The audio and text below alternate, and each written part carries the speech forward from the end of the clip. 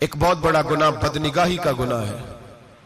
आपको पता है हमारे मुल्क के अंदर बदकारी, जिना और बेहयाई की शरह कितनी बढ़ती जा रही है, किस कदर बढ़ती जा रही है। वो लोग जो निकाह कर लेते हैं वो भी अपनी निगाहों को, मैं अक्सर कहता हूं, हुजूर ने फरमाया निकाह आधा ईमान है। जिसने निकाह कर लिया उसका ईमान मुकम्मल हो गया। तो जो निकाह के बाद भी बाज ना आया, मैं उसको बेईमान नहीं कहता, लेकिन नबी पाक ने फरमाया जो निकाह कर ले उसका ईमान, बोलिए ईमान महफूज हो गया, उसका ईमान, सारे बोलिए ईमान। और जो फिर भी बाज ना आए, हुजूर कह रहे ईमान मुकम्मल हो गया। और जो ना बाज आया, क्या फतवा दिया जाए हदीस की रोशनी में। मेरे नबी पाक की बारगाह में औरतें आई तौबा करने, बैत करने, मुसलमान होने।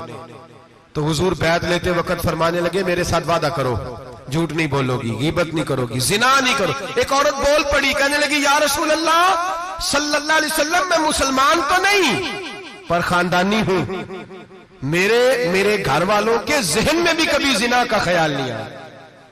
हम तो इसे खानदानों के वकार के खिलाफ समझते हैं। रोज बुरी नजर से किसी को देखना और किसी के बारे में गलत बातें, नाराज ना होना। बहुत सारे बूढ़े भी लज्जत ले लेके जुर्म बयान करते हैं, गुनाह बयान करते हैं, गलत बातें करते हैं, किसी औरत के बारे में तबसरा करते हैं। क्या समझते हैं मर्द और औरत माज़ अल्लाह ताला एक कमरे में जाके बदकारी करें तो वही जिना है? मेरी तरफ देखिए और झांक करके सुनिए क्या अर्ज कर रहा हूं, इधर देखिए मेरी तरफ। नबी पाक सल्लल्लाहु अलैहि वसल्लम ने फरमाया जिना जुबान का भी होता है, जिना कान का भी होता है, जिना आंख का भी होता है। हुजूर किस तरह? फरमाया जिसने गंद देखा उसने आंख का जिना किया, जिसने लज्जत लेके सुना,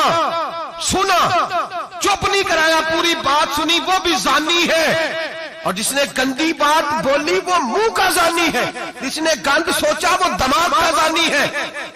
और जानी को सबसे पहली सजा अल्लाह ये देता है कि सजदे की लज्जत छीन लेता है, इबादत का सुरूर छीन लेता है, उसका नमाज में दिल नहीं लगता। कुरान में सबसे पहली सजा उसे अल्लाह अपने दरवाजे से दूर कर देता है। भाइयों आज हमारे सजदे बेकैफ हैं, आज लोग गलत जगह पे घंटों बैठे रहते हैं। मस्जिदों में लोगों के दिलों को घबराहट होती है, लोग भागते हैं। मेरे नबी पाक ने फरमाया तू नजर को पाक कर ले, अल्लाह तेरी इबादत में लज्जत पैदा फरमा देगा। मेरे भाई याद रख ले और सुन ले, सबसे कमजोर आदमी वो है जिसका जहन पाक नहीं, सबसे कमजोर आदमी वो है जो किरदार का गलत है।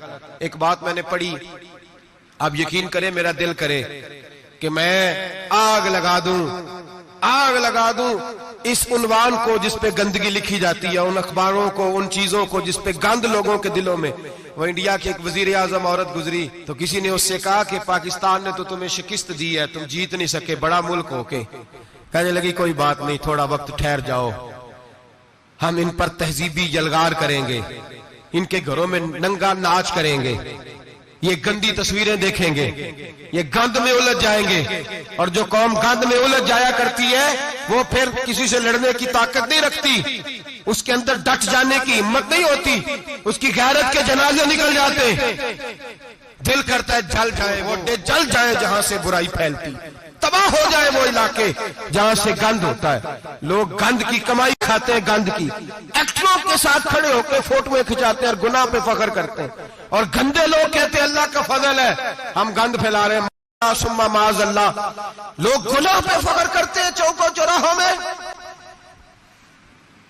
मोहम्मद बिन कासिम आए हिंदुस्तान पे राजा दहर के मुकाबले में, नौजवान मेरी तरफ देखे और सही होके बैठे, खासे सही होके बैठे, तकरीर नहीं कर रहा, जज्बात का, मेरे जज्बात सुने, दिल के फपूले जल रहे हैं सीने के दाग से। अल्लाह की कसम रूह की गहराई से बात कर रहा हूं, वो बात कर रहा हूं जो सीना कह रहा है कि फट जाए और कहना ना पड़े। कुरान और हदीस पढ़ते हैं और फिर अपना हाल देखते हैं तो लगता यह है कि अजाब करीब आ गया है, लगता है जमीन फटने वाली है, आसमान गिरने वाला, लगता है करीब आ गया सारा कुछ। समझे क्या अर्ज कर, ये बात अगर आप समझ गए तो कीमत वसूल हो गई। इसको समझ गए तो समझ ले आपके मिजाज के अंदर अल्लाह ने तब्दीली पैदा कर दी। मोहम्मद बिन कासिम 18 साल का जवान, एक औरत की इज्जत पर राजा दहर हिंदू ने हमला किया, मोहम्मद बिन कासिम बचाने आए। जब हिंदुस्तान आए फौज थोड़ी थी, इलाका थोड़ा था, राजा दाहर की फौज बहुत ज्यादा, और फिर अपना अरब छोड़ के यहां आके हिंदुस्तान में उसके इलाके में उस पर हमला करना, हालात खराब थे। मोहम्मद बिन कासिम परेशान है। एक बुजुर्ग ने देखा, कहने लगे परेशान क्यों हो? कहने लगा सोचता हूं इलाका भी उसका, फौज भी उसकी, मेरे फौजियों को तो रस्तों का भी नहीं पता, कैसे जंग करेंगे, किधर से आएंगे, और फिर हमें जुबान भी नहीं आती, कैसे काम होगा, डर रहा हूं। 2-4 दिन गुजरे तो मोहम्मद बिन कासिम अशाश बशाश हो गए। वो बुजुर्ग कहने लगे खैर है? बड़े मुतमईन हो गए हो? कहने लगे बस राजा दाहर हमसे मुकाबला नहीं कर सकता, राजा दाहर हमारे मुकाबले में खड़ा नहीं हो सकता, वो गिरा के गिरा, वो लड़खड़ाया के लड़खड़ाया, रेजा रेजा हो जाएगा। आपको कैसे खुशखबरी मिल गई?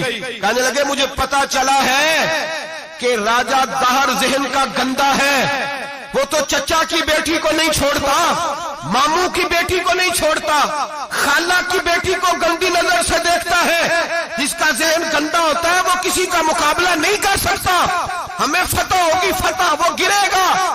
वो बुजुर्ग कहते हैं मैं समझ गया कि वाकई से फतह होगी। आज कश्मीर क्यों आजाद नहीं हो रहा, फलस्तीन में आग क्यों लगी हुई है? मुसलमान जब तक जहन का गंदा है, कमजोर है, जब तक जहन का नापाक है, कमजोर है।